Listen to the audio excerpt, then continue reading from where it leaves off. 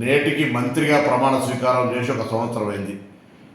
శాఖల పరంగా, ప్రభుత్వ పరిపాలన పరంగా రేవంత్ రెడ్డి గారు ముఖ్యమంత్రిగా, బట్టి విక్రమార్క గారు ఉప ముఖ్యమంత్రిగా, సహచర క్యాబినెట్ మంత్రులు, శాసనసభ్యులు, శాసనమండలి సభ్యులు, కార్యకర్తలందరి సహకారంతో, అధికారుల సహకారంతో ఒక ప్రజాసేవ లోపల సంతృప్తికరంగా సేవ చేసినాం.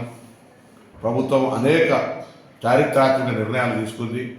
ముఖ్యంగా రైతాంగ రుణమాఫీ కావచ్చు, 200 యూనిట్ల ఉచిత విద్యుత్ కావచ్చు, 500 సిలిండర్ కావచ్చు, లేదా తెలంగాణ అక్క చెల్లెలందరికీ ఉచితంగా మహిళలు బస్ ప్రయాణం చేయడం కావచ్చు, ఒక విద్యార్థి నాయకుడిగా గతంలో ఉద్యమించిన హక్కు అయినటువంటి పిల్లల బస్ ఛార్జీలు పెంచడం కావచ్చు, ఈ విధంగా అనేక రకాల సంక్షేమ కార్యక్రమాలు చేసిన ఈ ప్రభుత్వం తప్పకుండా భవిష్యత్తు 4 ఏళ్లలో మేము ఇచ్చిన హామీలన్నీ పూర్తి చేస్తామనే విషయాన్ని తెలియజేస్తూ, ఆ విధంగా ప్రజలంతా ఈ ప్రభుత్వాన్ని ఆశీర్వదించాలి. ఈ మొదటి సంవత్సరం పూర్తి చేసుకుంటున్న సందర్భంగాని కోరుతూ అందరికీ నా హృదయపూర్వక నమస్కారాలు తెలియజేస్తాను.